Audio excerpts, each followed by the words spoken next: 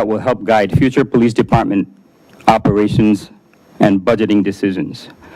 The first meeting will be held on May 14th, this Thursday, from 6:30 p.m. to 8 p.m. in the Dogwood Room. And the second will take place on May 16th, this Saturday, from 12:30 p.m. to 2 p.m. here at the council chambers. Thank you. Great. Thank you. Would you all like to come up and receive the proclamation? Sheriff, were you looking to speak as well, or? Oh, no, I think I'll characters. Okay. Thank you.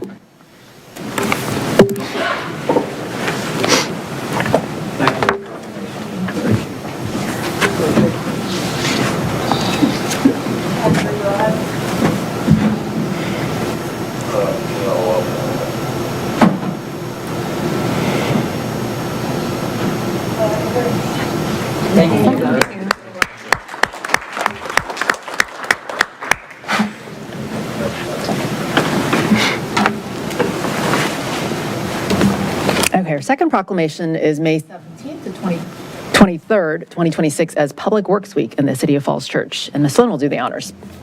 Thanks, Mayor Hardy. Whereas the staff of the Department of Public Works, DPW, manage infrastructure, facilities, and services that are of vital importance to a sustainable community and to the high quality of life and well-being of the people of the City of Falls Church.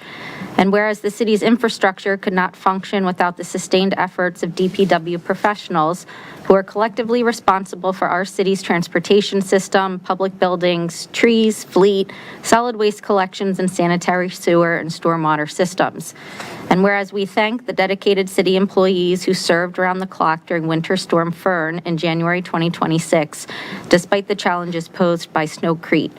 And whereas the year 2026 marks the 66th annual National Public Works Week sponsored by the American Public Works Association. And whereas this year's theme for National Public Works Week is Rooted in Service, Powered by Community. And whereas that theme acknowledges that the roots of service run deep in public works, leading to innovations that help communities evolve into places where people can lead lives of purpose and possibility. And whereas the public is invited to acknowledge the dedication and achievements of the city's Department of Public Works. Now, therefore, I, Letty Hardy, Mayor of the City of Falls Church, Virginia, do hereby proclaim the week of May 17th to 23rd, 2026 as Public Works Week in the City of Falls Church and urge citizens to join in recognizing the substantial contributions which the city's public works staff makes in maintaining our quality of life. And welcome Ms. Brain and other members of Public Works staff. Can we just scroll up to see the rest of the proclamation? There's an amazing graphic that's on our version. I guess there it is. That the public should have that benefit too. Wild graphic is from the American Public Works Association, but it is a great motto, rooted in service, powered by community. So, thank you. Thank you. Thank you for joining us.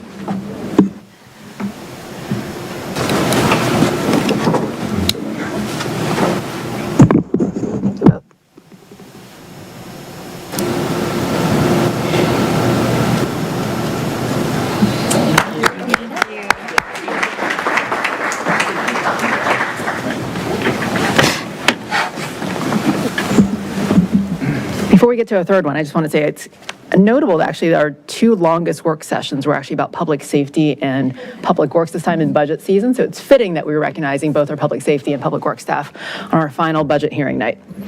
Okay, our third proclamation is declaring May 2026 as Bike Month in the City of Falls Church. And Ms. Underhill will do the honors. Whereas May is recognized nationally as Bike Month, established in 1956 to promote the benefits of bicycling and to encourage safe riding for people of all ages and abilities.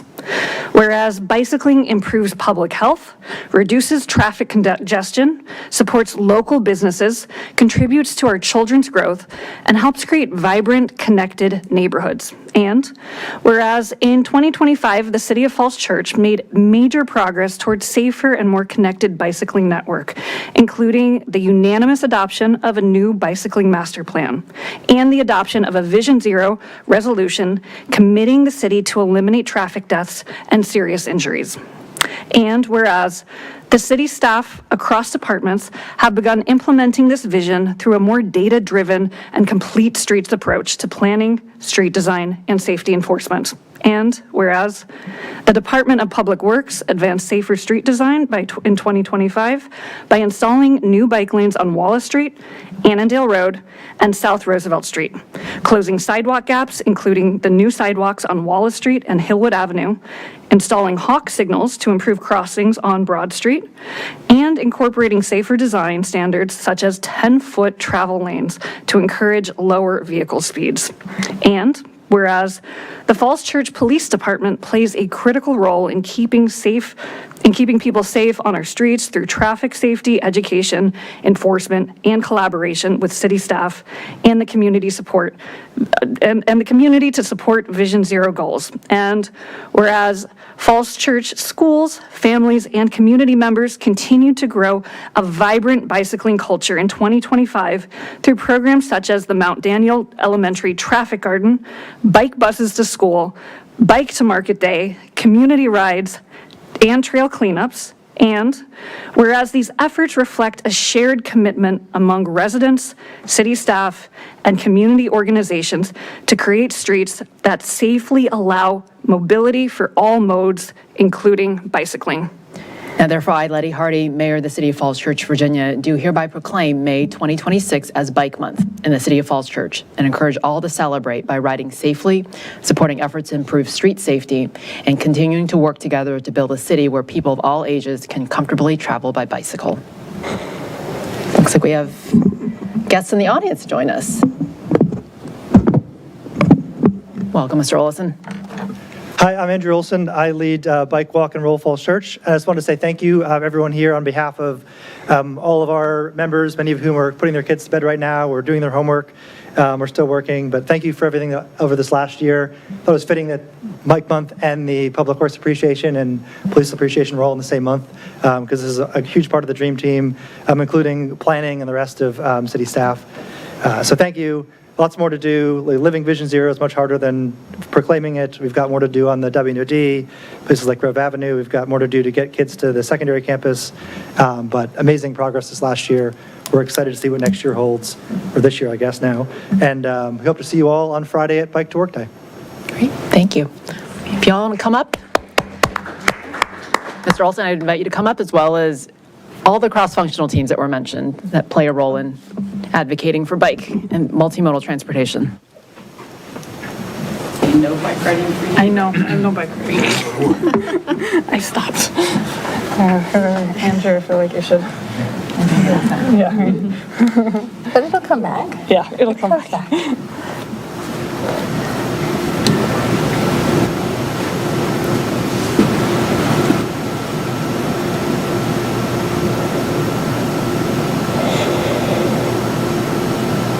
Thank you. Thank you.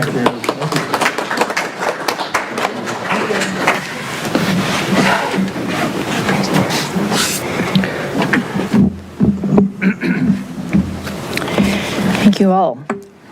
Moving on to the next agenda item. Madam Clerk, do we have anyone in the audience seeking an oath of office tonight? Yes, we have Meredith Kavan for Arts and Humanities Council, and if anybody else is here for a board and commission oath of office, you can let me know. Thank you.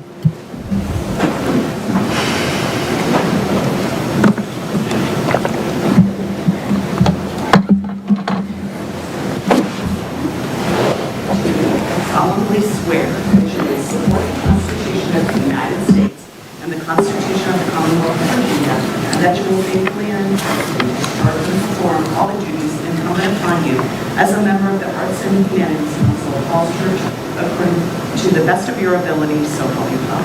I do. Thank you. Would you like to get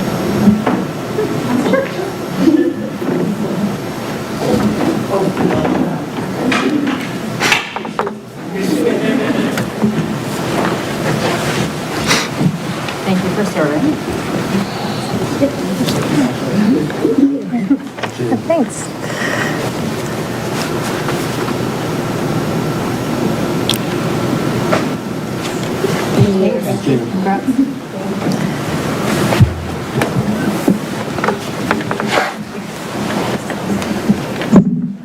Okay, moving on to our public hearing. We do have a public hearing for the budget, so if you'd like to save your comments for the budget public hearing, you're welcome to do so or speak now. Let's start with a summary of written comments, please, Madam Clerk. Yes, all of our comments since your last meeting were about the budget.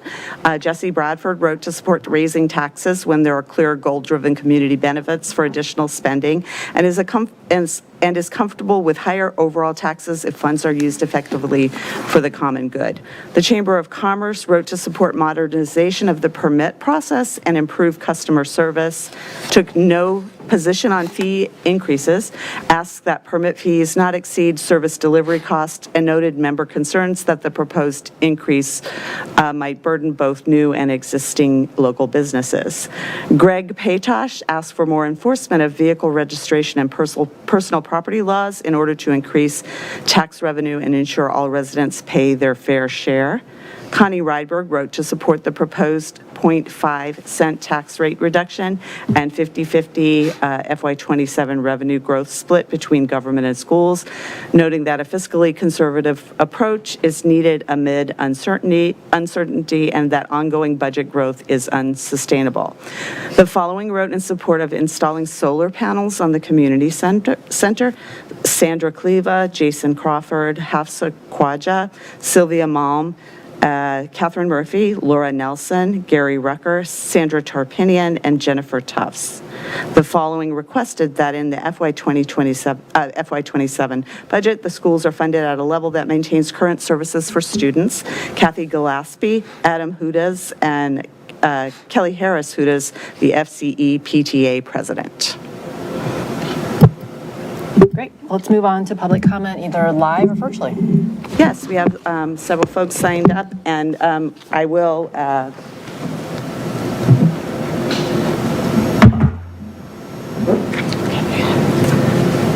so the mic is on, and we do limit speakers to 3 minutes. You'll get a little warning when you have 45 seconds for your sum up, a little yellow light up there. And so first we have Jared Anderson, followed by Anna Ortiz.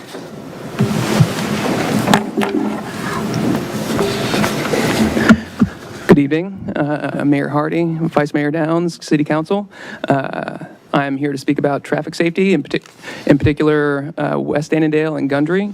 As y'all know from my very frequent emails, hopefully not too frequent, the intersection there is quite dangerous. People do not stop at stop signs. Recently, my youngest son, who's in a wheelchair, had a close call while he was in the crosswalk, and a car just decided to keep going. This has been an issue for a while, and a year after being designated a high priority project, the traffic calming efforts have ended with painted bike lanes and 6 plastic posts. I will say that the 6 plastic posts seem to have had some impact on cars turning on and off of Gundry, but the issue is mostly about the cars on Annandale. More needs to be done. And I'm not short of ideas, and I don't want to kind of belabor the point here. I will say that the speed at which things are done, I know that they're quicker than what they used to be, is still not, I would say it's not acceptable. It's taken a while just to get those things in place. And I would encourage the council, I know y'all are looking at the half-cent reduction, and y'all want to make sure that it is sustainable growth and all that. I would encourage the council to forego the half-cent reduction and put that money into neighborhood traffic calming. That would allow services to be provided in a very visible way, but not leading to a large increase in the city budget. Those projects can be foregone in tough budget years. But I think having more rapid response traffic calming to serve the needs in an immediate way can go a long way of increasing pedestrian safety, encouraging people to bike, which is what we just proclaimed. I think waiting around with whatever red tape seems to gum up the process is just it's asking for kind of more near misses and potentially kind of severe accidents. And so I would encourage you to, if not commit money this year, at least commit to reducing the red tape and figuring out a way that city services can be provided in a more kind of timely manner. Thank you. Next, we have Anna Ortiz, followed by Case Yorgi.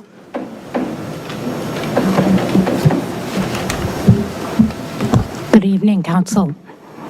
Several months ago, along with Jared and other neighbors, we detailed for the Citizens Advisory Board on Transportation our urgent concerns with pedestrian safety at that West Annandale and Gundry intersection. We described many near misses between impatient and inattentive drivers and pedestrians. As Jared noted, the flexi posts and some of the improvements have had a marginal impact, but there is still far too many near misses. And in fact, last month, as my children were walking to the bus stop, they happened upon a car whose driver was helping a child she had just hit at that intersection. The child was on a bicycle. The child was okay. His bicycle was not okay. But it underscores overall the urgent need for investments in that intersection and other intersections with high pedestrian traffic throughout our community. I stand with Jared and our neighbors in calling for the city to reconsider whether that half-cent property tax decrease could be better invested to address such urgent pedestrian safety issues before a real tragedy happens. Thank you. Thank you. Next, we have Case Georgi, followed by Joseph Shirizi. How do I reset this? You're good. I can do it for you. All right, perfect. All right. Oh no, they're multiplying. Hi, I'm Casey Georgie. I'm also here to talk about the intersection at Annandale and Gundry. I know the city cares about roadway safety. You've lowered speed limits on Broad Street. You added the pedestrian hybrid beacon outside the post office.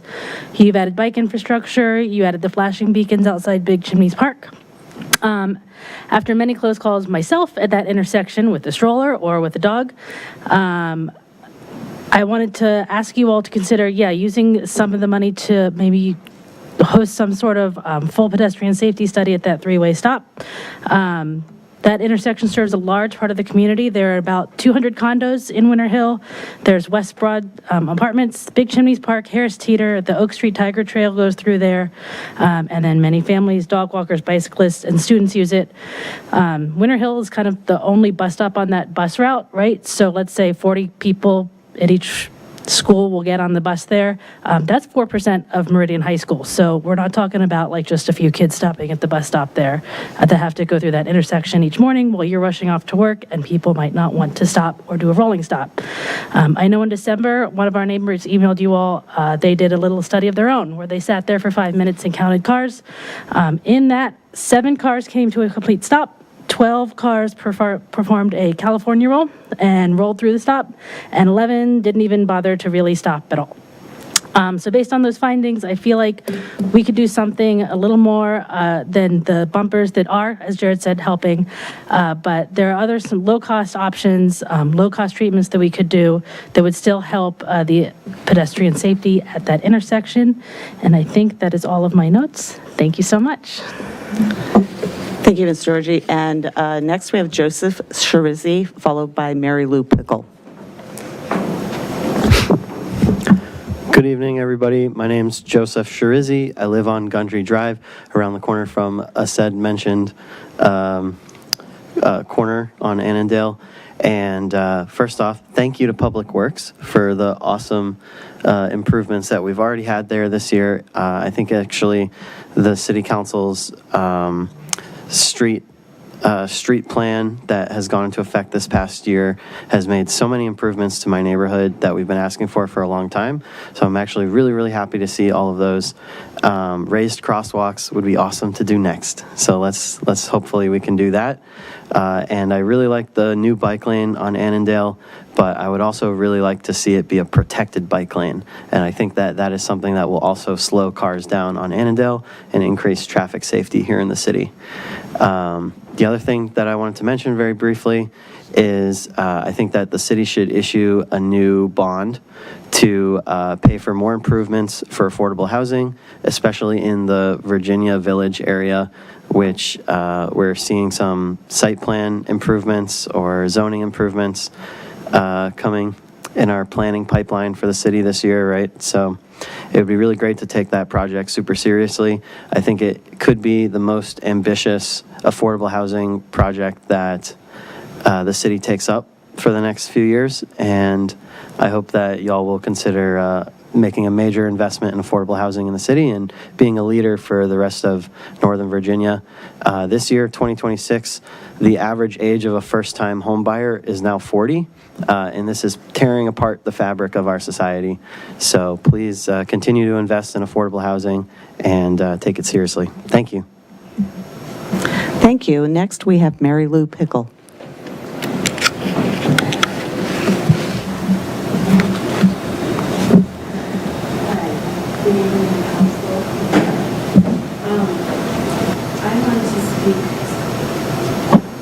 Is it on?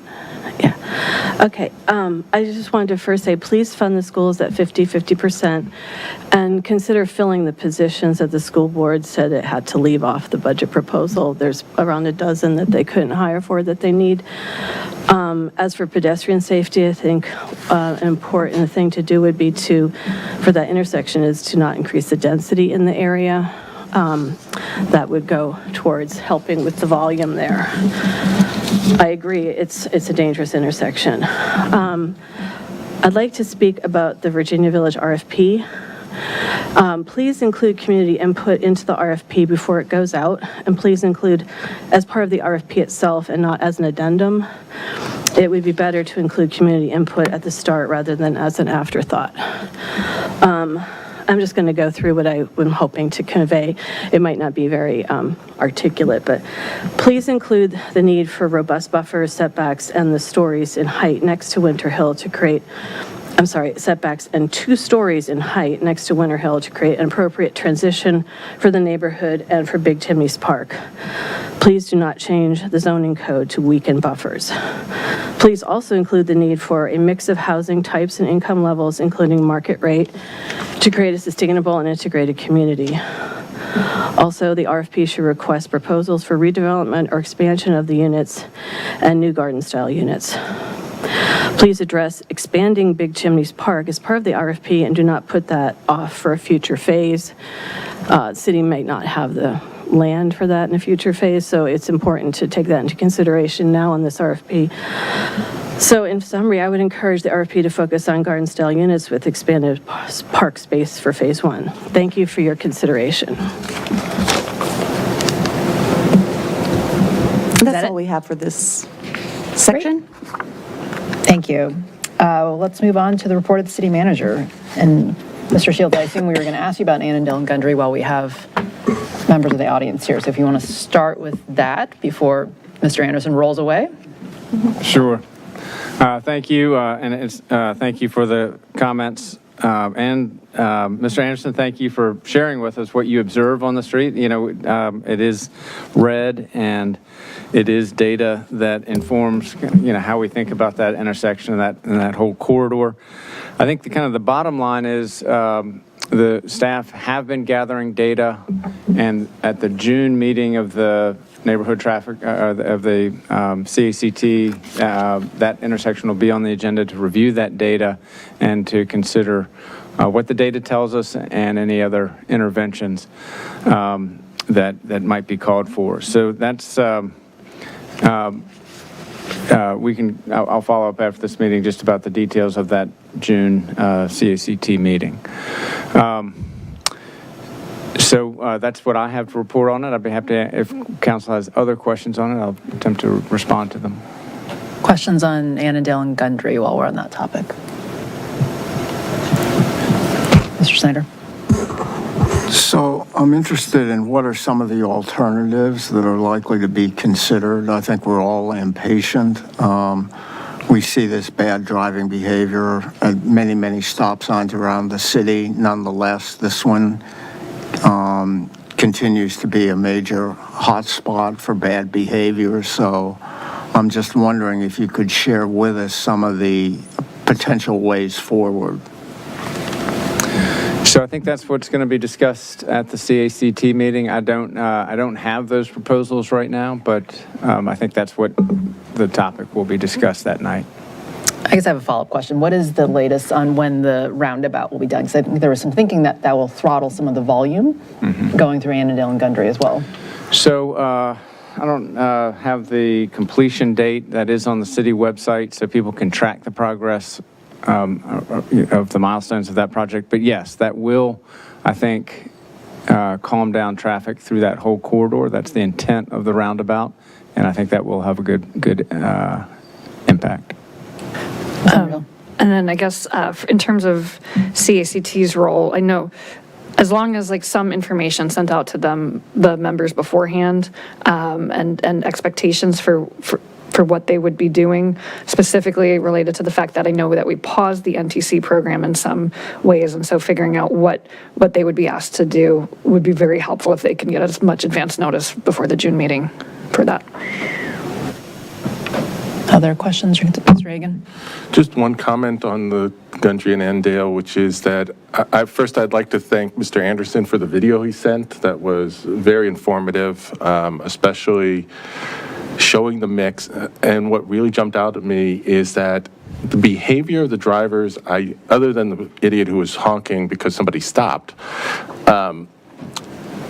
I see that same kind of mix of behavior throughout the city. So any solutions we come up with. But what struck me watching that video is the volume that's there coming on Annandale. I think that more than anything else is what's making it so dangerous, and I'm glad it is a high priority, and I think the CACT has pushed for faster movement on it, and we'd like to see that. I'd be also interested in what, given that volume's been raised on other streets as well, such as Grove Avenue. I know that we have collector streets, arterials, and then like true neighborhood streets, whether we have different treatments depending on that, because frankly, we're all concerned about volume, but volume, as long as they're safe, isn't actually an issue. And so I'm curious that, as our streets change over time and things like Annandale is frankly an arterial that really connects two big commercial streets, what the expectation should be for people living on those bigger streets. Ms. Flynn? Thank you, and thanks to the Winter Hill community and Annandale and Gundry contingent for your continued comments and seeking solutions there. I also just wanted to respond on the half penny issue. As I understood it from our conversations, the implementation of solutions has not been a funding issue or wasn't discussed as a funding issue. And I think the council, in terms of our strategic priorities and wanting to take up the neighborhood traffic calming discussion and how that process is working, is in direct response to frustration at the speed of solutions and implementation, and trying to strike that balance at top-down solutions where we're seeing data that necessitates doing something, but also getting informed input from the community and its experiences living in the places where you're encountering issues with bad drivers or speed or volume or whatever it is that's making streets unsafe. And so we've been pressing for that conversation. It looks like it's going to be occurring during our July 20th work session, and I would just ask the Public Works Department and the city to think about, for that work session, how we can have as much community input and reflection on sort of what the sources of frustration have been, both in people moving through the program and in people feeling like the response hasn't been fast enough, so that we have the benefit of all of that information when we're trying to determine a best path forward. One quick comment on Mayor Letty's comment about the different types of streets. I was really happy to see that in the urban design master plan proposal, that there is a street type section in there. And so I believe that's fantastic, and I'm glad it's going to be addressed, because that is something. Yeah. I think I've been around long enough now. This is maybe the third iteration of NTC. I think we originally had like NTC 1.0 and 2.0, and the goal has always been to get more projects done faster, because we know that that is like the number one concern and complaint we get from the community. So the intent has always been, let's try to get more projects done. I think we funded kind of like a fast response team at one point, and I think we still would like to see more improvements. I think I'm trying to balance that with the realization that over time, it does take time and money to kind of evolve our streets, and we've done a lot. And I think as evident by the Public Works proclamation, there are a lot of projects happening across the city. That said, we still know that as more pedestrians experience our streets, and as we have more cars coming through, because we are at the crossroads of Northern Virginia, which is growing, that our residents are going to have higher expectations. And so we asked, number one, for both the community's patience, but as well as continue to challenge staff to do differently and do better and try innovative solutions. I think NTC 3.0, whatever this version is going to be, hopefully will be more data driven. And I think we're also asking for the community for some patience as we approach it with a more tops down data driven approach. NTC to date has been mostly bottoms up. So we're asking for neighborhoods to kind of elicit when there's feedback, but often we know that the noisiest areas are not necessarily the most dangerous ones. And so we really want to be a lot more data driven. So I'm saying that to manage expectations in the community, because for our third attempt, we want to really make sure that the resources go to the areas where we see crashes, near misses, and the most dangerous intersections. I think self-report data like the near misses we hear about are certainly important, and we want to make sure that our limited resources can go to those top areas as well.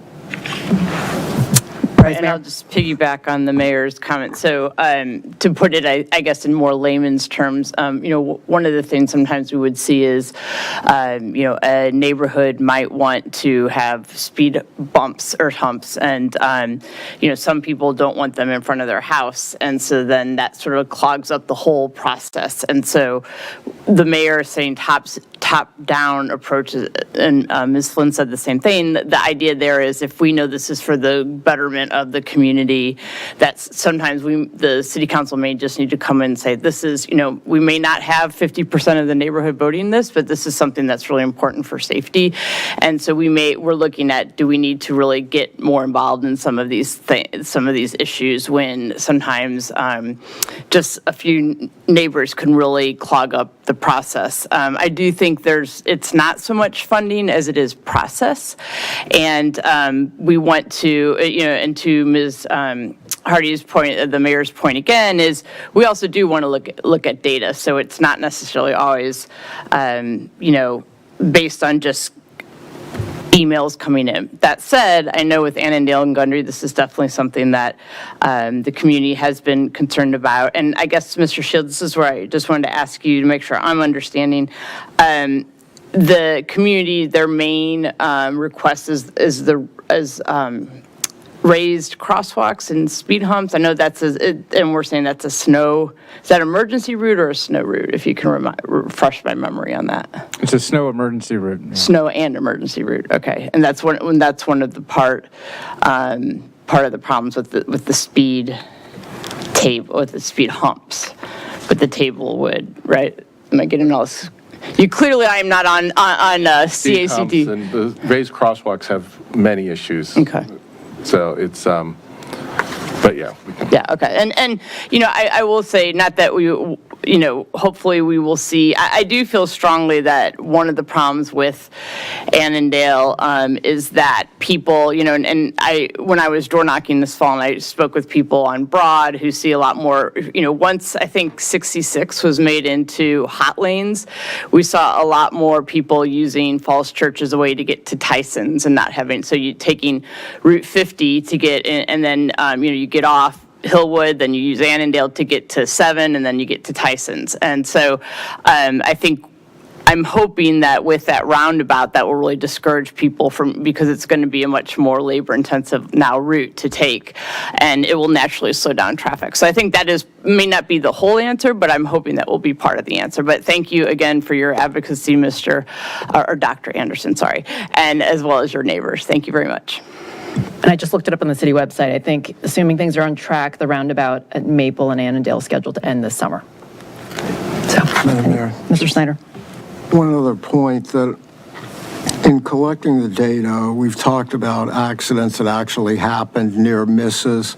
I'm hoping we will also include an element of traffic volume, particularly in streets like Annandale, Maple, Great Falls, West, where the traffic volumes are significant through neighborhoods. So I'm wondering, too, if we're going to be collecting data on traffic volumes. Traffic volumes are collected every year, and so that data is available. It is part of the CACT's review as well. Great. Yep. I think the planning department about a year and a half ago had actually really interesting data for the past 15 years that actually looked at volumes at our borders, kind of boundaries, as well as measuring our downtown, and mapped it actually over population. And so a common misconception is that as our population has grown over time, people must think, gosh, traffic volumes have gone up. And using actual VDOT data, it actually showed that both the counts at our boundaries as well as in our downtowns have actually decreased. No one ever believes me, so I always carry that chart around.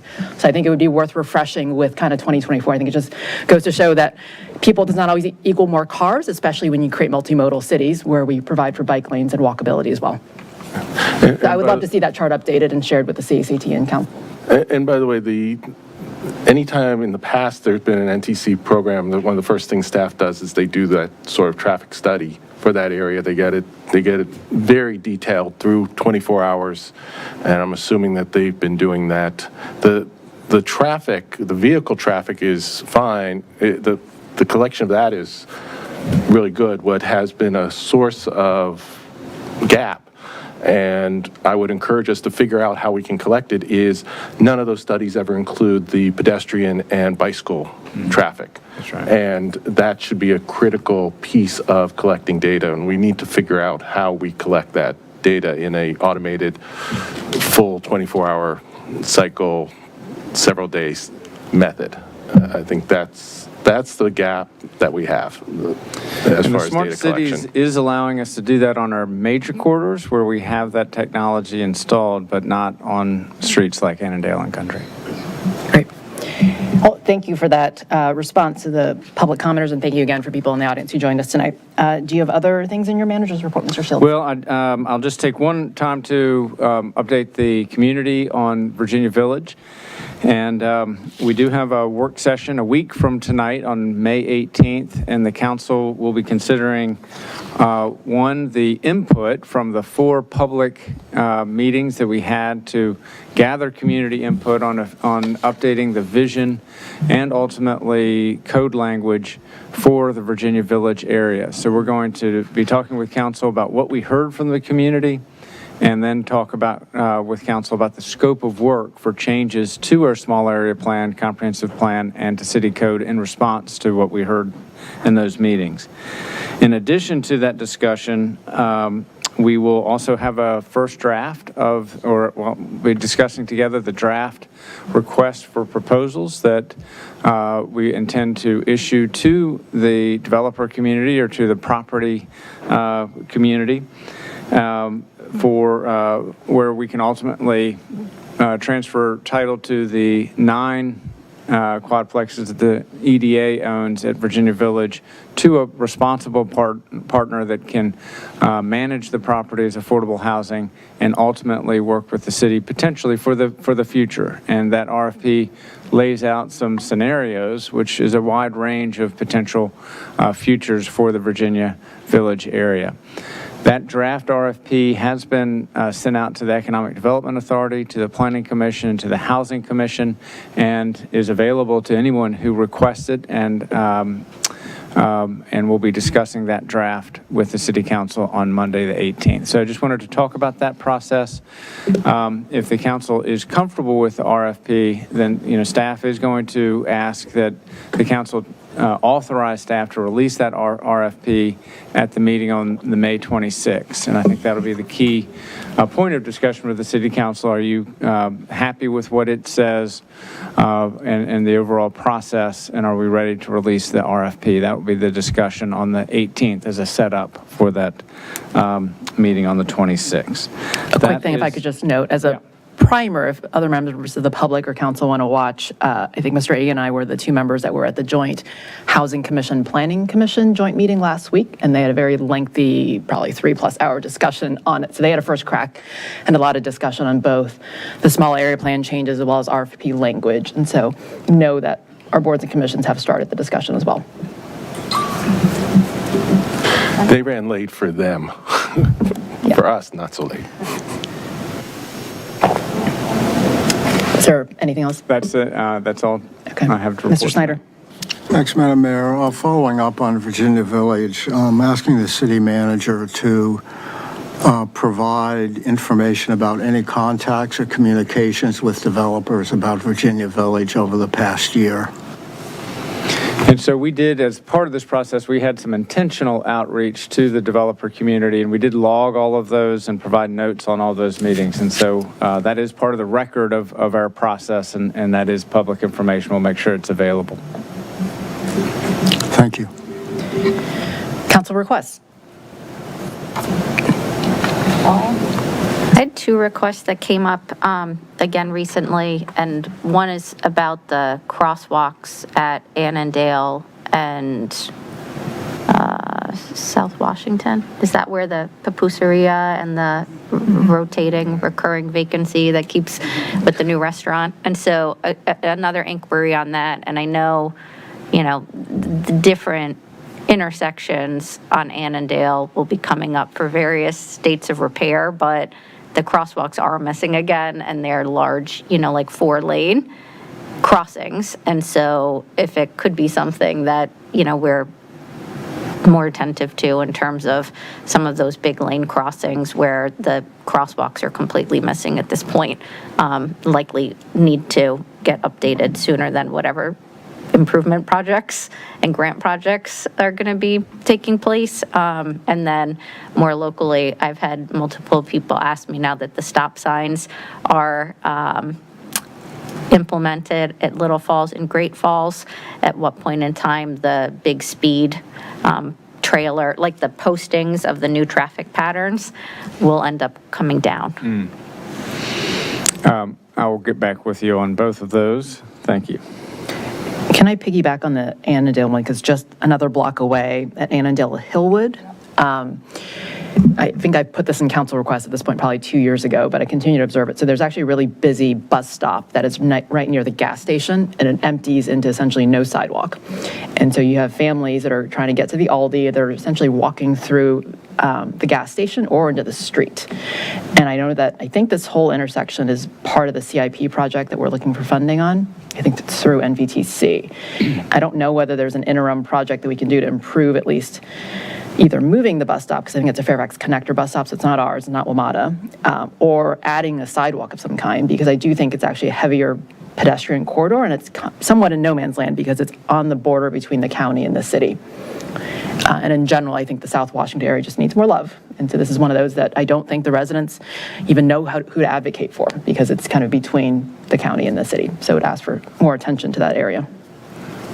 Thank you for that. We will get back with if there are interim measures, just as you it's tough because I'm sure there's no easement for us and there's no public right-of-way. We have right-of-way problems there, particularly on the gas station side. So there is a big CIP project that is, as these do, that's going to take years to happen. And so are there interim solutions that we can put in place sooner? Yeah, as you continue in Annandale, you can see essentially there's a dirt path that have been worn in. That's right. Because it is a very popular route from everyone that lives south, I guess, on Annandale that comes up to the Hillwood intersection. Yeah, I know exactly what you're talking about, and we'll follow up on that. Thank you. Other council requests? Okay. Thank you. All transportation again. Okay, well, let's move on to business on the agenda. I think before we get to budget, Ms. Connolly, do you have your disclosure?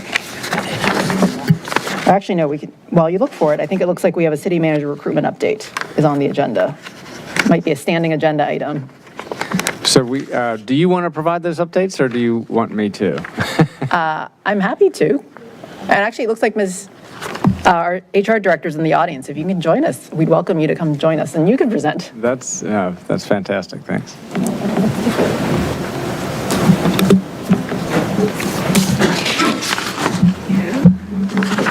Good evening.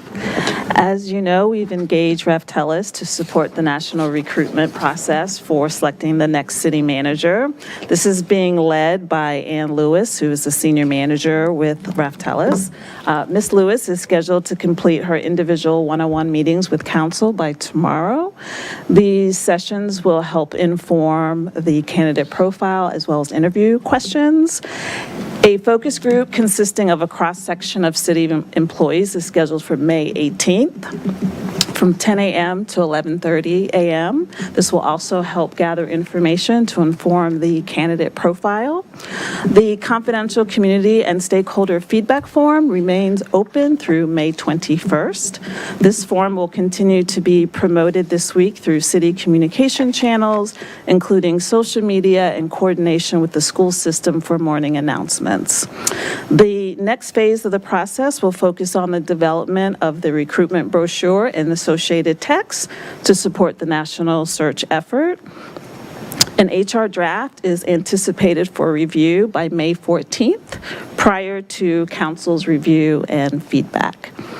Happy to take questions. Great, thank you. And just for council's awareness, I think I heard from nearly everybody with 2 schedule options that I circulated over email. And so if you have any final thoughts, I'd like to get back with HR and Raftellus on kind of our preferred timeline. Yes, thank you. Okay. Questions or comments? Okay, thank you for your work and joining us tonight. Okay, now we're ready for business on the agenda? Okay, Ms. Connolly. The City Council is discussing tonight the city's proposed FY 2027 budget. I am an employee of the Falls Church City School Board, which will be affected by the proposed budget amendment. Because I am only one employee among many who may realize a reasonably foreseeable direct or indirect benefit from the proposed ordinance, I am allowed to participate as a council member in this matter under the Conflict of Interest Act. After consideration, I am electing to participate in this transaction because I am confident in my ability to participate fairly, objectively, and in the public interest. Great, thank you. Madam Clerk. Yes, would you like me to read the 7 items involved in the budget before the staff presentation? I think it's fine with me. What do y'all think? Yes. Okay, thank you.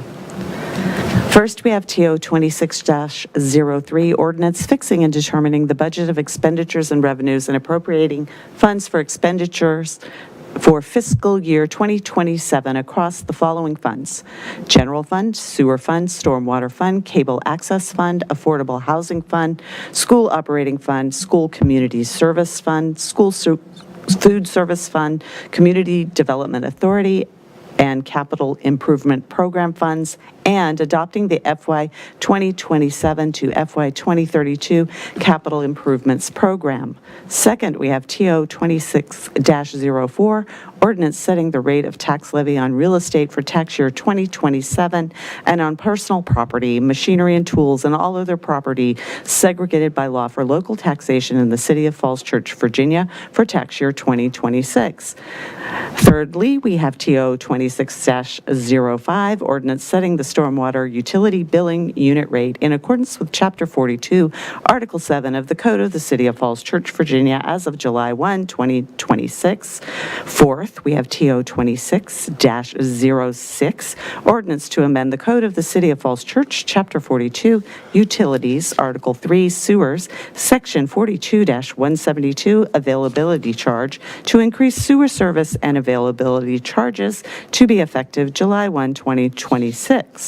Number 5, we have TO 26-07, ordinance setting the solid waste collection fee in accordance with Chapter 34, Solid Waste, Section 34-3, Residential Solid Waste Collection of the Code of the City of Falls Church, Virginia, as of July 1, 2026. Number 6, we have TO 26-12, ordinance to amend Chapter 15 fees, Article 1 in general, Article 2 Department of Development Services, and Article 3 Department of Public Works of the Code of the City of Falls Church to adjust development-related fees, to remove reference to copy fees, and to adjust the fee for return checks. Finally, number 7, we have TO 26-13, ordinance adopting the fiscal year 2027 permanent positions count, salary increases, and employee classification plans for the City of Falls Church. Thank you. Mr. Shields or Mr. So? So, council, I'll provide just a quick update for council, just to review the final decisions that the council has worked through with respect to the FY27 budget. And before we get to the details, I'll just note the process the City Council has led the community through and considering options for the budget. And those included 2 budget town halls, multiple work sessions. This is our 3rd public hearing. And last week, the City Council worked through a final markup and provided direction to the City Council for the budget ordinances that are before you tonight. So next slide. So relative to what was presented on March 23rd, when we were here before you, joined with the school board to present our proposed budget, the City Council directed at the work session to reduce the real estate tax by a half a penny. And then with the remaining of the $700,000 increase in revenues based on our 3rd quarter financial results, split the remaining dollars 50-50 with the schools, so $180,000 to the school board and $180,000 for street maintenance. And the way that that will be used is to reduce the use of capital reserves to pay for street maintenance. In addition, the council directed that the $174,000 that in the city manager's proposed budget was in the school CIP, that is shifted over to the school operating fund. The school superintendent has indicated in his comments to the school board that they do intend to use those dollars for capital purposes, but that will be at the direction of the school board. And then the last change with respect to the sheriff's deputy compensation, there was an increase in compensation of $19,000 for based on the different positions in the sheriff's office, and that was being paid for internal to the sheriff's budget through a reduction of the jail budget line item. And that is, we think that that will be okay based on current projections for costs this year, which informed our projection for FY27. So those are the major changes. And then on the last slide, this shows with those changes how the final numbers are. So for the general government, the FY27 budget will have $59,463,724, and that's a 3.4% increase over the prior year, the current year, FY26. The school transfer of $58,141,784 is a 4.8% increase to the school transfer.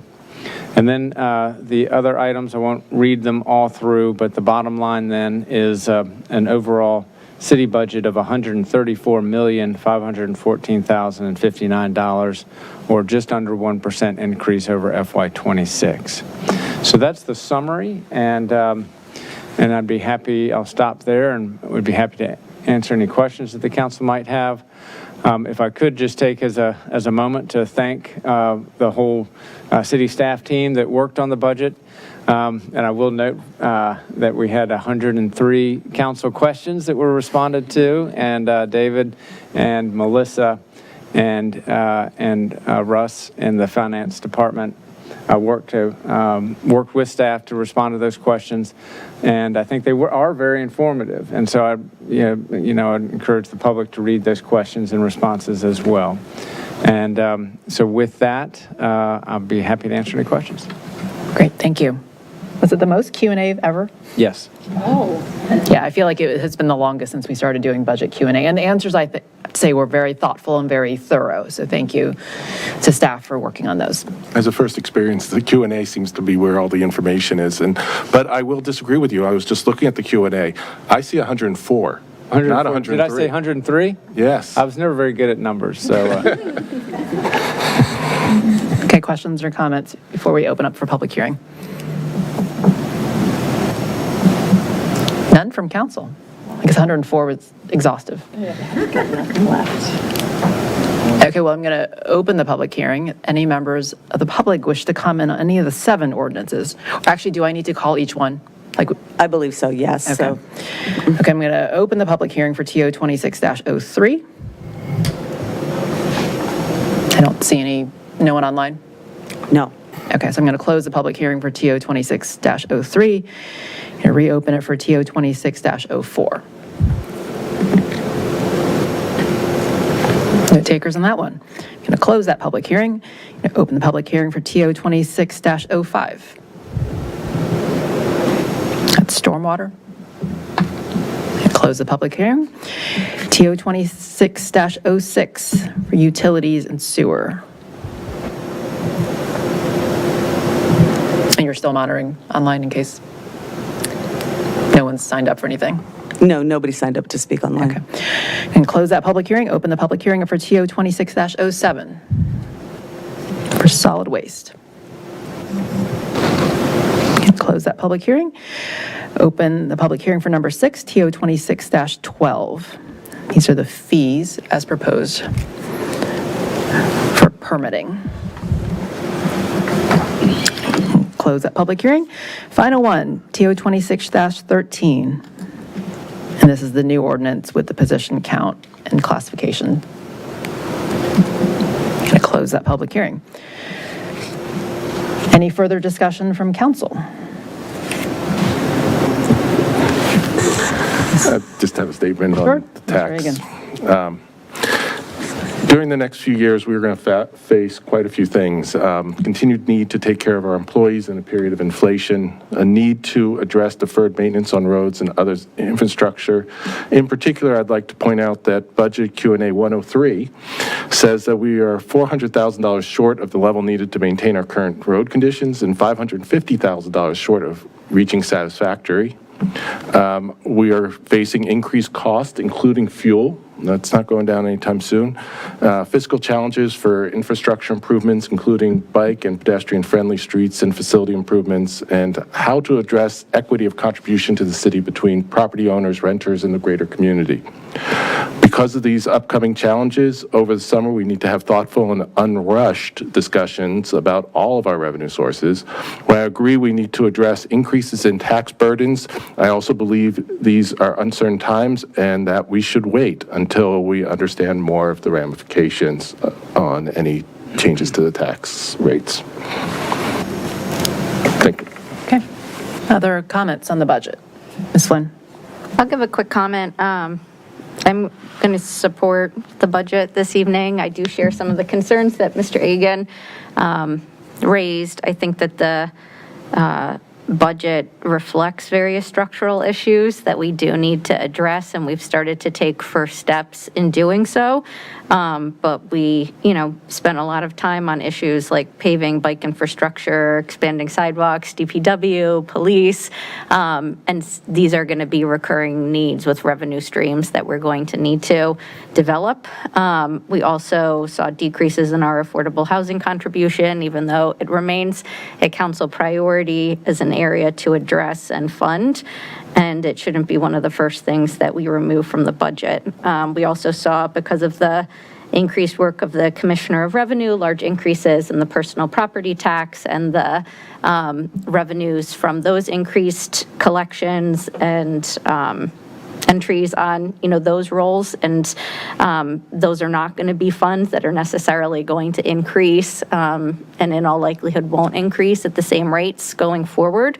So I do think that it's important for us to be responsive to residential taxpayer burden, for us to do so at a moment where people continue to face unemployment and underemployment because of regional changes, but want to make sure that as we continue to go forward, we keep those sort of funding gaps in our mind and committed to a further conversation, whether it's through personal property tax, C&I tax, or other mechanisms that we're going to need to explore more fully to determine how it is that we fund these various avenues while remaining responsive to residential assessments and the fact that people are trying to remain in the community and not seeking to leave our community. And so I think this budget tries to balance all of those concerns and does a good job in doing so. And so would thank staff again for all of your work, as well as the work of the school board and city manager's office, finance office, and our school board colleagues, and all of the contributions of the public in terms of their input of what was important for us to seek to fund this year. Thanks. Vice Mayor? Thank you very much, City Manager Shields and Mr. So and your team, and it's a lot of budget questions to answer. So maybe you being here inspired the council to ask lots of questions. But speaking of that, Mr. Shields, just one more plug for, either now or now. I still don't see a link to the Q&A on the FY27 budget webpage. So if we could do that at some point, I think that is, as Mr. Egan said, I think that's by far the most informative document that the public can read. And it, really, I think speaks in a way that it's easier to digest for the public. So I think if we could do that, that would be great. And I did have a question. I think just to clarify and to Ms. Flynn's point about all the advocacy, people advocating for the solar on the community center, did we say that we were going to look at unspent funds at the end of FY26? And if that, can you refresh my memory about that? So staff will take the approach that we are going to do that this year. Okay. And so we'll put together better cost proposals for the council to consider in the fall. And we do know already that there will be some funding available for the council to appropriate for various different uses, and we will have a proposal for you to fund the solar at the community center among that list. That's the way that's our takeaway from the budget this spring. Okay, that's right. That was my understanding. Thank you. And then just some closing remarks. I too wanted to thank the schools and the school board. I know that they originally, came in higher and then went back to the drawing board and made cuts, and I want to thank them for that. I do, and also I hope that, putting that recommendation we had to put some of that money aside for future capital improvements. And this will probably be maybe after your time, Mr. Shields, but I think at some point we're going to need to sit down with the schools once those facility assessments come back and really look at, what kinds of needs some of their facilities are going to have, and what we're looking at. It's going to be more than 174,000, I'm assuming. So, working as a team, doing maybe a joint work session or something like that, so we can, and we'll have our own facilities assessments coming back as well. And so we're going to need to, see on our end what we need to be doing. So I think that's going to be some long-term planning ahead of us in terms of planning for that financially. But again, I want to thank our school board colleagues, as well as Dr. Dade and Alicia Prince and the staff there. Big shout out to my colleagues. I think the fact that we ask so many questions just shows that we care, and it's very hard. I always say it's a messy process, and no matter what, it's always a messy process because we want to listen to the community and try to do our best to balance all these factors. I completely understand what Mr. Egan is saying, but I also understand the desire to try chipping away at that tax rate, because we're never going to have the kind of money like we had over the past couple years. We do big tax cuts, so I just feel like a little bit every year, just keep chipping away at is what we're going to need to do. But I also see Mr. Egan's point. We do have a lot of DPW things, infrastructure issues that we're going to have to, fund somehow. So it is quite a needle to thread, that's for sure. But again, thank you, Mr. So, to you and your staff, and Mr. Shields. I really appreciate all of your work on this, and it's been, you all make it our job much easier, and it's a hard job, but thank you for your support. We really appreciate it. Thank you. Thank you. Comments on this side?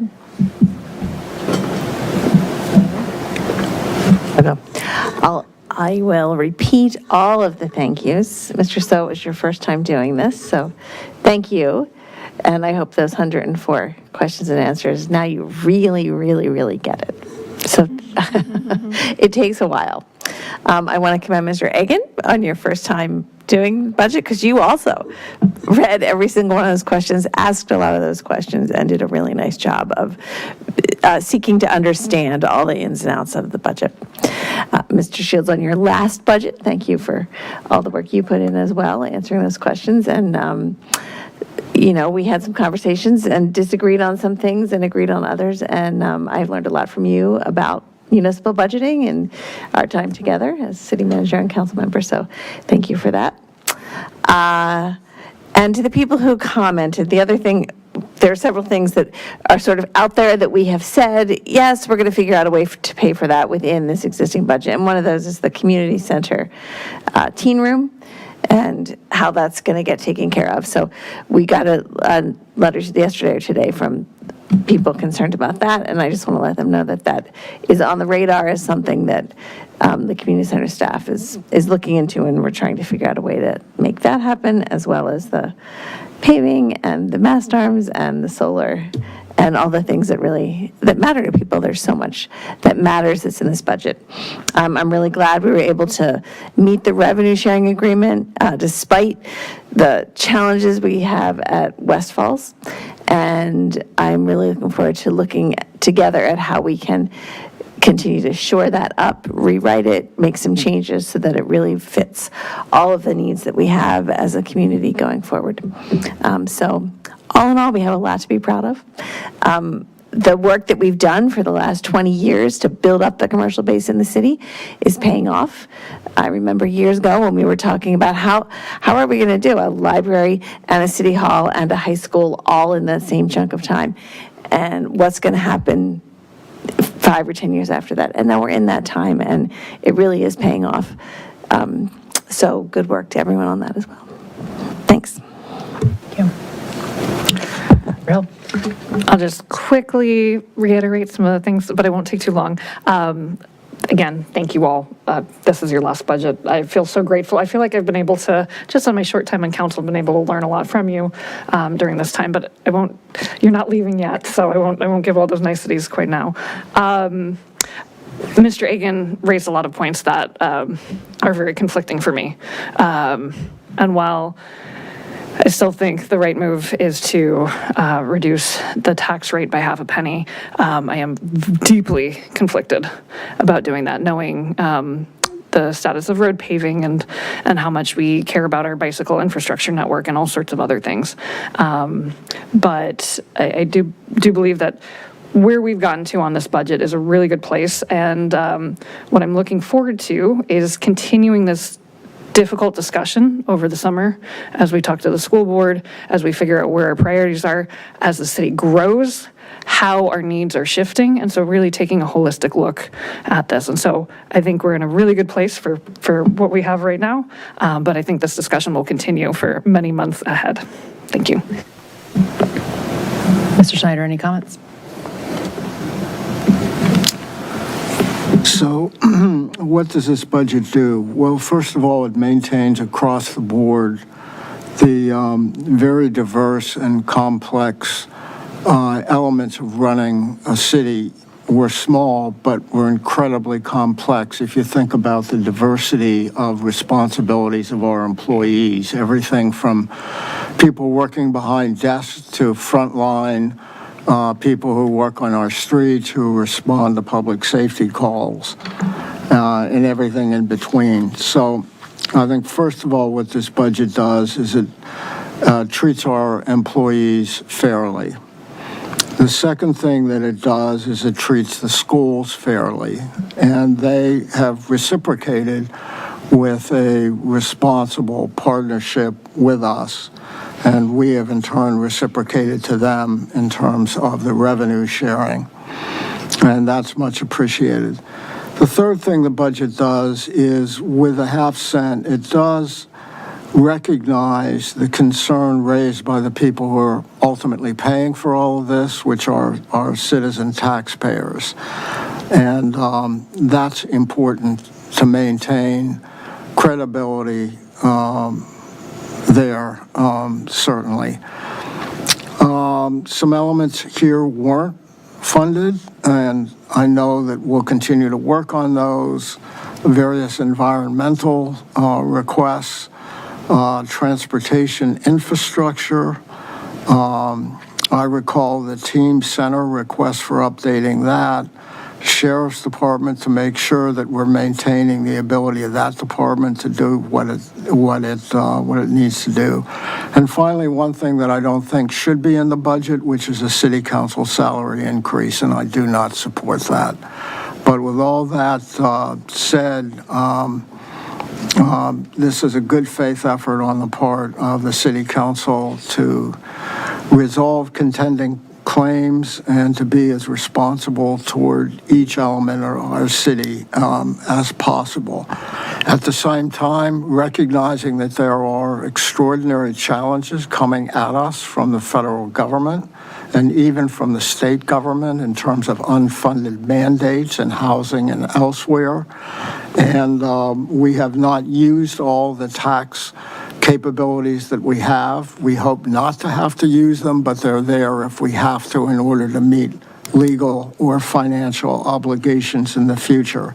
But for right now, this budget is a responsible balancing effort for the reasons that I've indicated, and our continuing commitment to look at those things which were brought to us by our citizens which were not funded, and a continuing interest in seeing what we can do in each of the areas that I mentioned, both and working especially with our schools on the revenue sharing agreement to see if there should not be some more work done there. So with all of that, I'm supporting this budget with those comments in mind. Thank you. Thank you. Mr. Shields, just a quick interlude since it's come up twice now. What is the staff recommendation on the teen center request that we've been hearing, or the next steps on that? So that is actually similar to the solar array, is we need to do some work to scope that, and we'll do that with community, we'll do that with the city council. What are we trying to take on with that project? And at the same time, there are a host of other needs at the community center, so we'll put those on the table, evaluate what can be done with funds that are available, and think of, we'll expand the scope a little bit and then shrink it down ultimately. So bottom line, again, an October decision. Okay, thank you. So not forgotten, just we'll discuss in the fall. Yeah. Okay, thank you. So to echo a lot of my colleagues' comments, well, first of all, congrats to David and Art for your first budgets, and congrats, Wyatt, on your final one. And thank you for all the public comment that we've gotten from people, and for all the hard work behind the scenes as well. I know that budgets are never easy, and budget seasons are really intense, frankly, that starts for staff starting in December. And not to disparage any of that hard work, but as I guess this is my 10th budget now, as I reflect on it, we've had actually a round of like 9th? 11th. Oh my gosh, Mary Beth, this is my 11th. We've actually had 3 rounds of good news, and I want us to pause to realize that. So I remember when we sat together in our December meeting, we're like, oh my gosh, the only thing that's certain is more uncertainty. And then it turned out that our residential assessed values came in quite strong, like almost 2x what our neighbors are seeing. And then our commercial assessments in February turned out actually better than we thought. So that was the second round of good news. And then in April, we saw that our Q3 local revenue results were better than what we had a year ago, which I think we had a really rough Q3. So I want to pause. I think Mary Beth talked about how the investments we made in kind of mixed-use development and the growth of the city is starting to pay off, and we continue to be kind of the little city that could. And so I think, frankly, it hasn't been that hard of a budget as I guess when it relates to revenues. I know we've had some surprise expenditures, but in terms of revenues, we actually have a pretty good news story. And I think that's important because I think we've all said, and we've all seen from our neighbors, they've had a much harder budget season. There are a lot headwinds, frankly, in the region that I want to make sure we don't forget. And then we also are not going to have as many great revenue sources with no commercial development coming online next year. And so if we know that FY28 is going to be harder, I do want to make sure that we keep in mind that mostly we've been debating new spending decisions. How are we going to spend the new $700,000? And we really haven't had to actually make any expenditure cuts beyond the ones that the city manager proposed. And so that is an important muscle we need to keep in mind, because if revenues are not going to be 6-8% growth, and I know I've been kind of the Debbie Downer in saying this now for 3 or 4 years, but if FY28 really is going to be that, how do we live in a 3% revenue growth year, right? That is a much harder budget season. And so I want us to think about, what really are our priorities if we have to make those kinds of revenue decisions. And second, I think I said this last week, I'm feeling kind of deja vu from 2017 when we had a bunch of capital needs and had to figure out how are we going to pay for those capital needs when you have operating budget needs as well. So if we're expecting this facilities conditions assessment in 6 months, and I don't think we're going to just get a very small bill from that, we're probably going to get a big one. How do we balance that with operating budgets, which I think for Ms. Connolly, Mr. Snyder, and I feels like deja vu from 2017. So that's kind of the second thing I want us to keep in mind, is balancing the capital with operating. And so because of that, I do think that we really need to think about how to really do true needs-based budgeting. So as many of us, I think nearly unanimous, have said, how to revisit revenue share and be more flexible in light of both the economic headwinds as well as the capital and operating needs.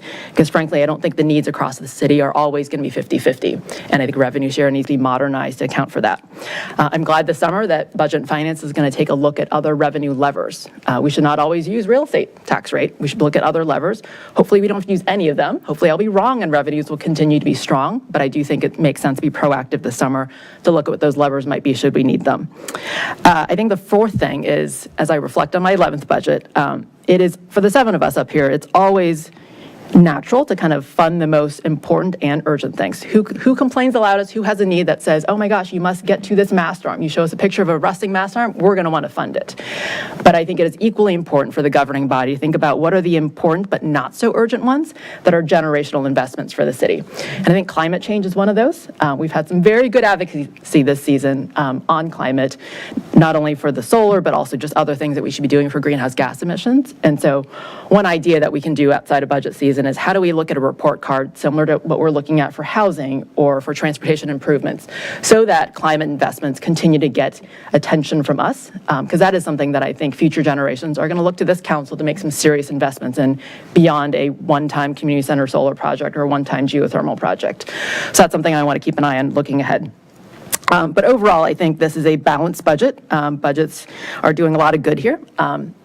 I think there's always going to be unfunded needs, but I do think that this one overall balances a lot of what we're trying to accomplish in the community while being pragmatic and realistic about what's coming ahead.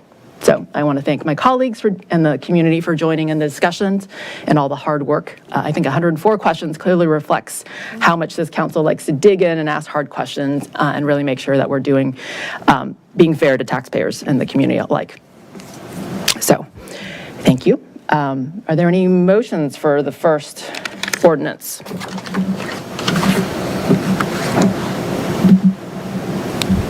I move to adopt TO 26-03. Is there a second? Second. Ms. Flynn on the second. You call roll, please. Mr. Agan? Yes. Ms. Conley? Yes. Ms. Downs? Yes. Ms. Flynn? Yes. Mr. Snyder? Yes.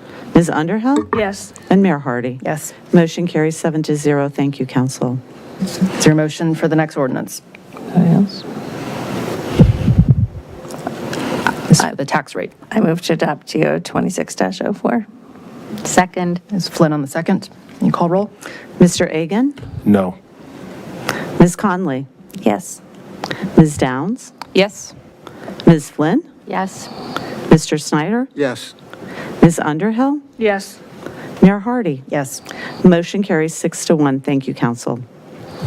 Is there a motion for TO 26-05? I move to adopt TO 26-05. Is there a second? Second. Ms. Downs on the second. You call roll? Mr. Agan? Yes. Ms. Conley? Yes. Ms. Downs? Yes. Ms. Flynn? Yes. Mr. Snyder? Yes. Ms. Underhill? Yes. Mayor Hardy? Yes. Motion carries 7-0. Thank you. Is there a motion for the next ordinance? Move to adopt TO 26-06. Second. It was Flynn on the second. You call roll, please. Mr. Agan? Yes. Ms. Conley? Yes.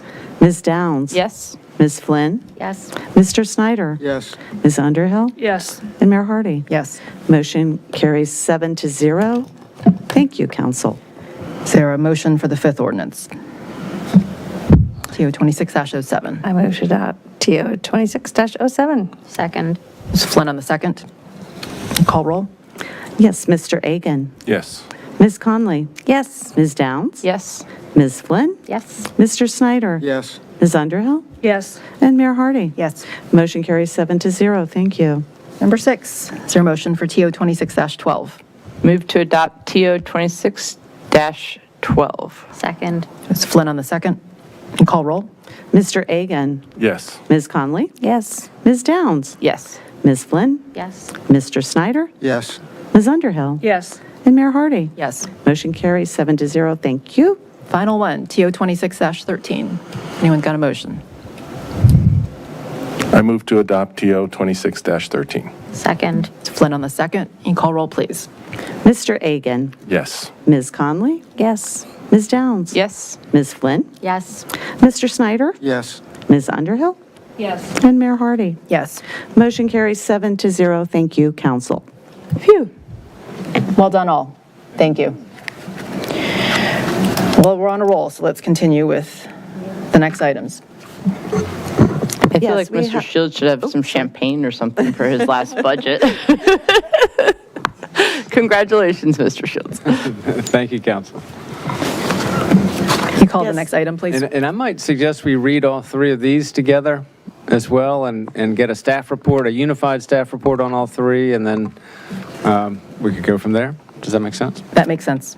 Okay, great. We have TR 26-13, resolution to initiate an amendment to the Comprehensive Plan, Chapter 5, Environment for Everyone, Environmental Sustainability, Resilience, and Natural Resources, chapter of the city's comprehensive plan, to add required elements of the Chesapeake Bay Preservation Act program. We have TR 26-14, resolution to initiate an amendment to the Code of the City of Falls Church, Virginia, Chapter 38, Subdivisions, Article 2, Requirement for Plans, Section 38-30, preliminary and final plats required, and Section 38-34, general regulations to comply with the Chesapeake Bay Preservation Act and correct city code references. And then we have TR 26-15, resolution to initiate an amendment to the Code of the City of Falls Church, Virginia, Chapter 48, zoning, Article 5, supplementary regulations, Division 7, site plans, Section 48-1134, when required, to comply with the Chesapeake Bay Preservation Act and Section 48-1135, preliminary survey documents, Section 48-1137, required information, Section 48-1141, considerations, and Division 8, landscaping, Sections 48-1179, intent and objectives, and Section 48-1180, tree canopy coverage, to correct typographical or city code section errors. And so our senior planner, Emily Bazemore, will give a staff report on this. And is Mr. Keefley online? Okay. And the council did discuss all of these at work session, so we'll just give an abbreviated staff report for the benefit of the community. Ms. Bazemore, thank you very much.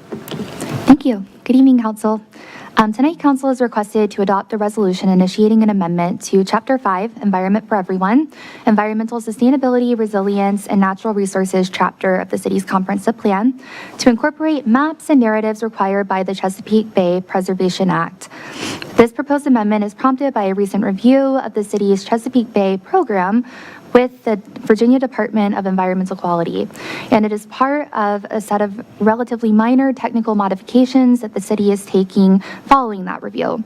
To amend the city's comprehensive plan, council must first adopt an initiating resolution signaling that this work has begun and is appropriate to proceed to next steps. This item is before council for action on the initiating resolution. Staff recommends adoption of TR 26-13. In the staff report on line 16, you'll just see a recap of last week's council meeting, the work session to review the request. I do just want to note that the initiating resolution for the comp plan amendment has been updated to allow for flexibility for those minor clerical updates. Also, just want to touch on staff analysis really quick. The different maps and the narratives are listed on lines 58 to line 69. And then again, this is coming back to council on June 1st, and that's when we'll bring the draft amendment with those maps, narratives, minor clerical updates included, and also some formatting upgrades. Thank you all. Great, thank you, and thank you for incorporating that additional little bit of flexibility that Mr. Egan proposed. Questions or comments for Ms. Bazemore?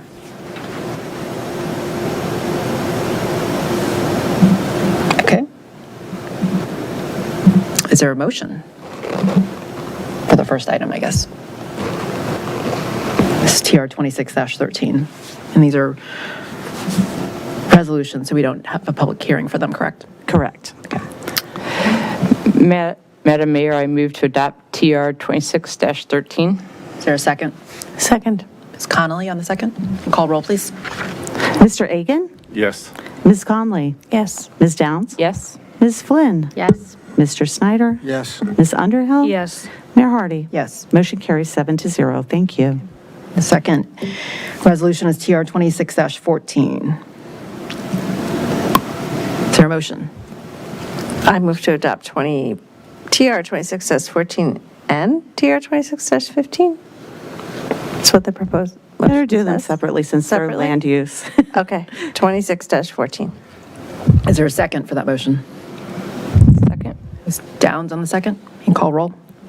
Mr. Egan? Yes. Ms. Conley? Yes. Ms. Downs? Yes. Ms. Flynn? Yes. Mr. Snyder? Yes.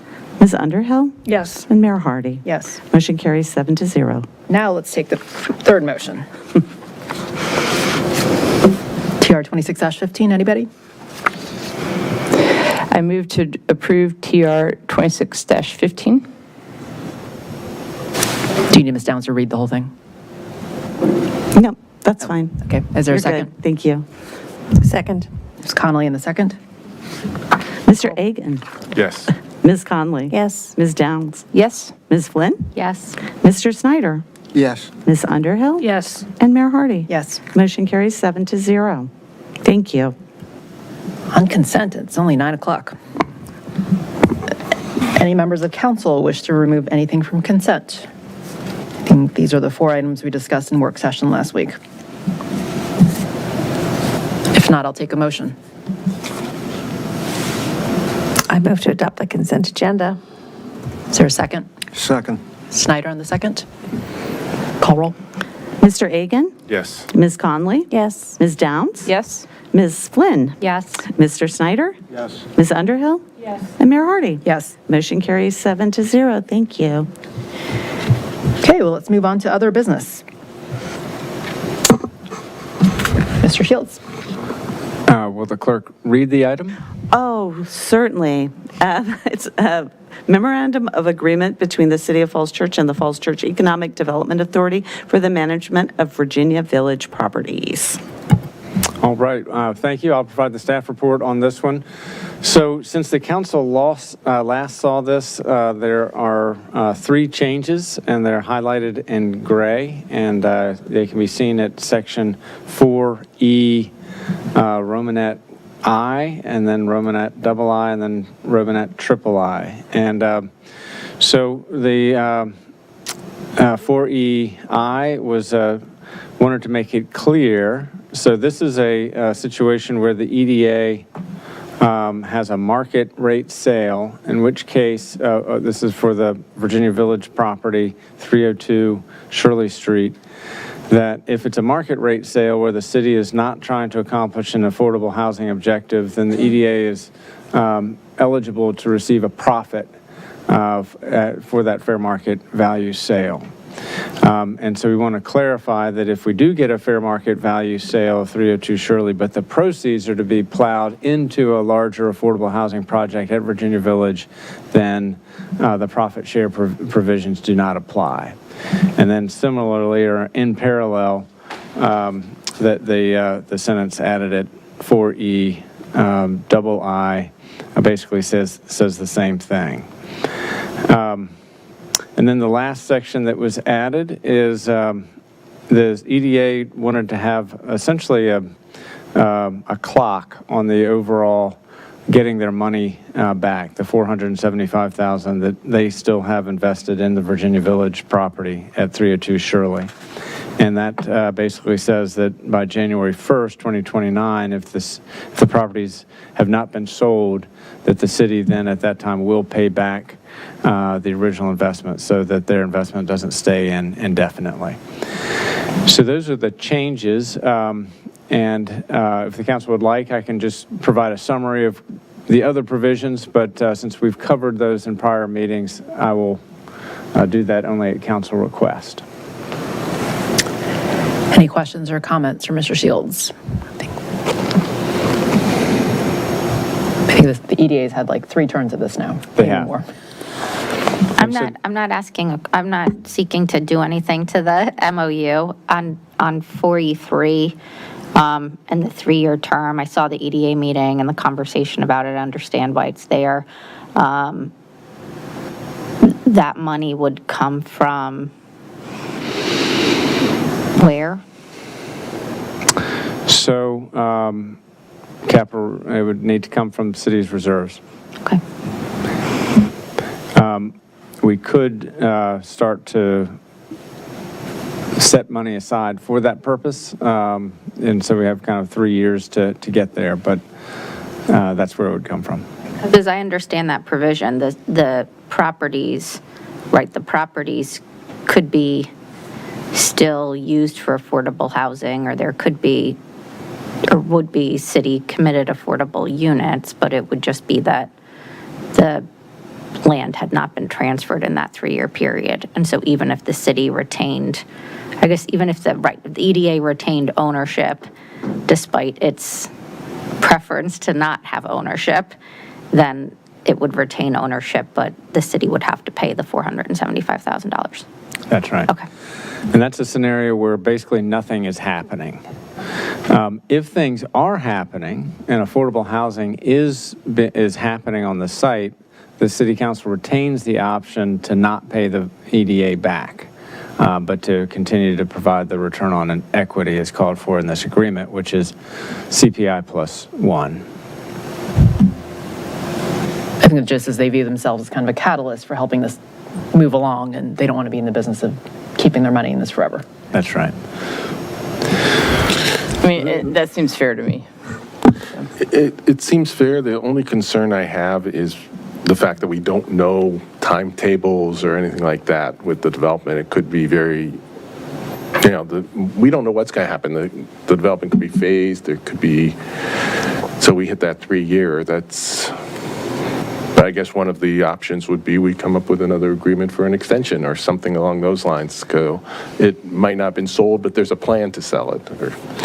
I think the EDA's worry is that just sort of it's all quiet and nothing is really happening and they're just sitting there in limbo. And that I understand. Yeah, and I think if there's momentum and we're close, I think the EDA would be persuaded to keep their money in if it was needed.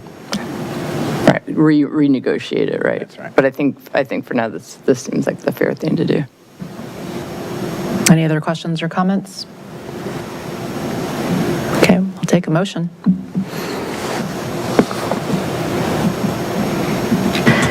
I motion to authorize the city manager to execute on behalf of the city the memorandum of agreement between the City of Falls Church and the Falls Church Economic Development Authority for the management of Virginia Village properties in the form presented herein. Second. Ms. Downs on the second. And call roll, please. Mr. Agan? Yes. Ms. Conley? Yes. Ms. Downs? Yes. Ms. Flynn? Yes. Mr. Snyder? Yes. Ms. Underhill? Yes. Mayor Hardy? Yes. Motion carries 7-0. Thank you. How about we get to schedule? And we can cancel Wednesday? Does that sound okay? Okay, let's bring up the schedule. So the first thing on the schedule is having a council baby. But not tonight. But not tonight. In the next week. Is this her first council baby? We're saying it's first pregnant councilwoman. Yeah, so first council baby, who I think automatically gets onto city council by proxy. Already is on city council. Yes. Wait a minute, Justine has 2 votes? So, looking ahead to the May 18th work session, so we'll have Virginia Village scoping discussion on code amendments and plan amendments. Virginia Village Affordable Housing Partner RFP scope of work. And then, so that's kind of the headline for the work session. We'll have a scoping discussion on the urban design master plan, and we'll have a discussion about the final budget amendment for the current fiscal year FY26 budget amendment number 3. So how many hours is this one? Yep. It's a long one. Can I re-up my request relative to this, that we've been making continued reference to the revised relocation policy, and I would just like to see what that looks like at this point in time. It was briefly discussed in the Housing Commission meeting because the Q&A on, if you haven't seen the Q&A on the Virginia Village page is actually quite detailed, and it references various commitments around relocation and how residents have a right of return. But if we have a policy ready for review, I think it'd be good to get that scheduled too. Well, yeah, and it seems to me like if we're putting out an RFP, that the revised policy should be updated and So it's clear. available as to what the relocation policy is, because when I've raised it, part of the answer has been, oh, well, you know, the expectation would be that the development partner would be absorbing, we're thinking about some of the issues with the relocation policy. And so I would like to understand what that is before we're having it accompany a project, or at least know where things stand with respect to it before we're sharing that as to what the expectations are around relocation or return, or the criteria. Okay. I think as a precursor to that, staff has been identifying everyone that lives currently in Virginia Village and what their current AMI levels are and how much rent they pay. So we know that, hey, they're returning, they are currently paying 30% of AMI. And so knowing that that's what might need to get replicated in a future development, should there be a future development, is helpful for that. I think the idea is, for incumbents to try to replicate it, but if the incumbents left, then we would follow policy for new tenants that move in.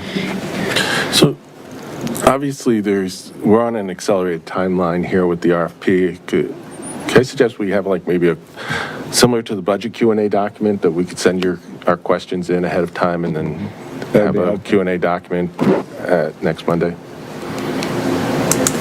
And similar for the boards and commissions that have reviewed it, we've been a little careful about inviting, formal comment on it, because we were a little worried about our ability to sort of onboard it. We're going to be posting this staff report on Thursday. Well, staff has to post it on Wednesday so that Sally, Celeste, and I can review it on Thursday. So, they've got basically 2 days for them to finish up the staff report on it. I might have missed this in my email, but did we recirculate the summary of the public comments that we collected at the 4 sessions? So that's been circulated to the EDA because they specifically requested it, and I don't know if the Planning Commission and Housing Commission got it as well. It was in the staff, there was a staff report, it was like a 6-page matrix. It turned into a much bigger one, but okay. I don't know whether because there was a 2-page front and back that was shared at the last 3 community sessions, hey, here's the input we heard, and then people had a chance to digest it. So if either that one or the Planning Commission, Housing Commission 6-page one. Yeah, that'd be great if we could get that in the next couple days. Yeah. Okay. Anything else on May 18th? So the other one, which is an important one, is the contract authorization for financial system RFP support, and that is part of the procurement process for our ERP system, having an advisor who's helped municipalities through that decision-making process be with us for it. So those are kind of the main things. We also have Versa renewal, but I think that's generally pretty status quo. And the council's approved the budget for it, so yeah. All right. So that's the 18th. The 26th, CBC Youth Reps. We'll have, during the city manager's report, a quarterly CIP update and council priorities update. I did send out the sort of more colorful version of the council priorities last week, and we'll be using that to communicate with boards and commissions and the public. First reading on the budget amendment, initiating resolution on urban design scope of work, initiating resolution on the Virginia Village plan and code amendments, and authorization to staff to issue the RFP scope of work authorization. Financial system RFP support contract and Versa contract renewal. And I think we're tentatively planning a closed session that night on the Pearson Square. Okay. Next steps in that case.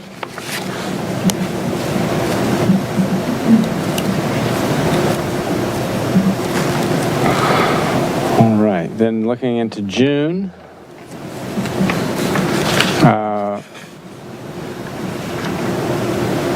We have COYA filing code update, scoping discussion on BZA approval of parking and landscape mods, updates for Chesapeake Bay regulation compliance.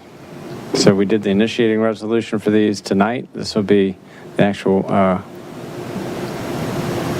code updates.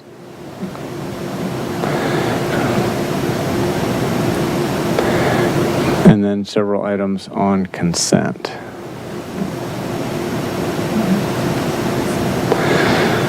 So June 8th, Delegate Simon will join the council for employee service recognitions. Final public hearing and second reading on the budget amendment. Initiating resolution on BZA approval of parking and landscape mods. Updates for Chesapeake Bay regulation compliance. And then the consent items. And I think we're looking for a date that's going to work for a General Assembly briefing. And was June 8th the date that we landed on? Okay. So June 8th, we'll do a budget briefing as well as the General Assembly session briefing. Is that when we invite both Delegate Simon and Senator Salim? Or is this more of a staff-driven one? This is more staff just to go through the inventory of code changes and things that we really need to amend our code to reflect. And then the optional things, if new authorities that the council may choose to take on. Although if Delegate Simon's there that night with us, Yeah. maybe we could move it early in the agenda and he's welcome to hang out. It is kind of a lot to think about, so it might be better while minds are fresh. It was a busy session. All right, June 15th. So we'd have Virginia Village. Real quick, I will be there for the June 10th agenda meeting. Okay. And then fly out in the evening. Okay, so that question mark, we can just strike your name. Yeah, you can take my name out of there. Okay. So the June 5th work session, Virginia Village, we'd review comp plan language, small area plan amendment language, and code update language together with City Council. We would discuss the contracts approval policy, where the City Council approves contracts. And on consent, Walden Court stormwater improvements. The Tenor Hill rezonings, that also should be not on consent, but we're confirming that we'll be ready to move forward with those. Then on the June 22nd action meeting, recognition if I were mayor contest, Virginia Village referral to the Planning Commission and first reading of the comp plan, small area plan, and code updates, contracts approval, first reading, and the consent item. The Tenor Hill rezonings would be potentially up for action on the June 22nd as well. Then there's a Independence Day break with the 5th Monday and the holiday weekend. And then we come back in mid-July, July 13th. Maybe I will note, we also have the June 26th Budget and Finance Committee, where we'll be talking revenue sharing principles. And just one thing on that, Mr. Egan was just asking me if we had budget and finance this week, and I said no, that we tend to do them like every other month, or they were kind of quarterly or pegged to revenue, kind of in budget amendments and whatnot.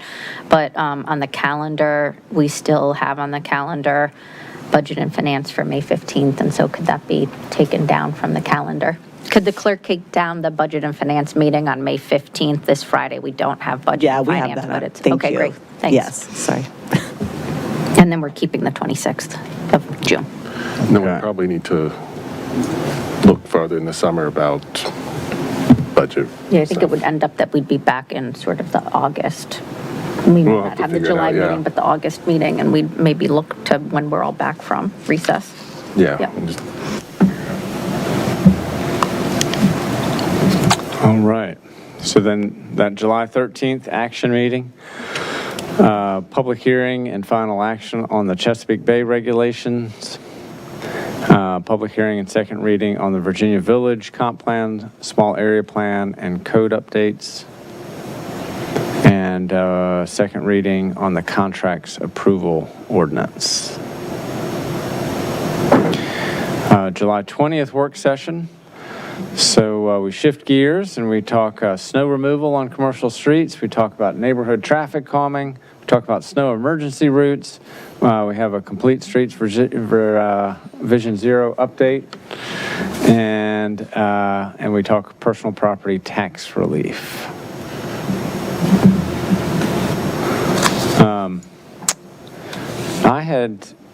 That personal property, we need to move that forward. At any rate, that's going to be in June where we'll be talking personal property. With the shift of moving to the later meetings in August, if the council does second reading in August, late August, it's too late for the bills, so we need to move that up.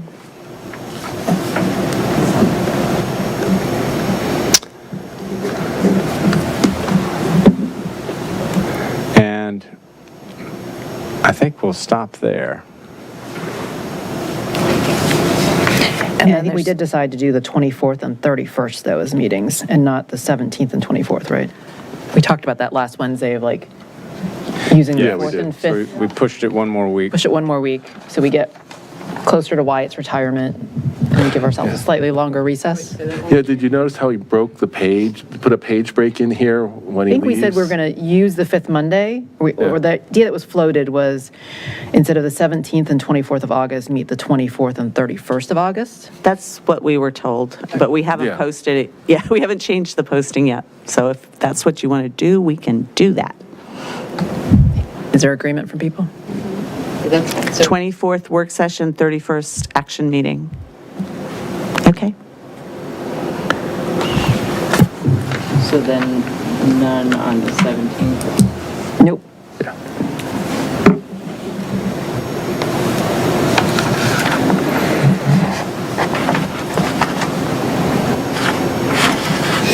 I mean, there's a chance we'll still be like doing city manager hiring process stuff. Yeah. So it might be good just to keep some dates open in case. Plus, it sounds like what's on that action meeting, one of them has to move forward anyway. So the personal property tax has to come up anyway, so. Yeah, that needs to be So that's going to be even thinner. July 27th at the latest, and then the revised schedule, I have the council finishing personal property on July 13th, and that will give the treasurer and commissioner a good buffer of time to implement it. And we'll have more scheduling requests by then. They tend to get rolling. I'm sure August will fill up before we know it, so. But I like how there's he put a specific page break in the spreadsheet when he leaves. Okay. Questions or comments on the schedule? I don't know what's under to be scheduled, but I guess there's one more thing that would be nice. Oh, maybe there's nothing. Oh, Or, No, there were things. there are things, okay. It's on, if you have the paper copy, it's on the Oh, back yes. of the, I didn't. I guess the other thing would be, there's a road closure policy. Okay, that's all. It's still not including the full parking review, just some parking code amendment. Residential multifamily, it's still a limited thing.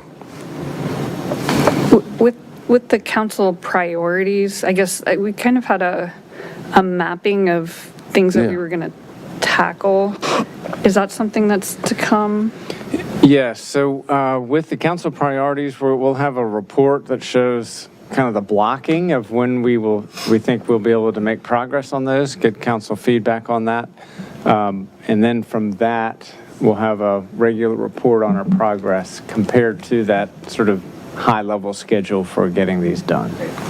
I was just looking for it on the to be scheduled. So we don't know when, but it's not on that list. Yeah, they should all be under the council priorities should either be on a date or to be scheduled. They all should be. Yeah, I think the So broader parking is not on either of those. That's right. Other things for the schedule. Okay. Consider us done then on schedule. So we are canceling the Wednesday, 8:30 a.m. council's agenda scheduling meeting. Yes, please. All right. Thank you. It shall be done.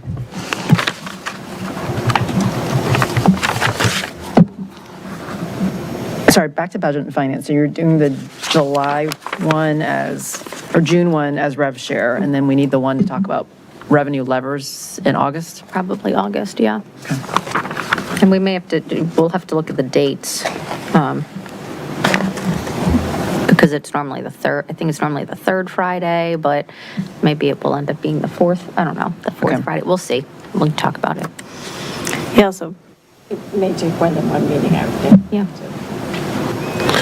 Yeah, that's what worries me. Okay, well, let's move on to any other business not on the agenda. Committee or liaison reports?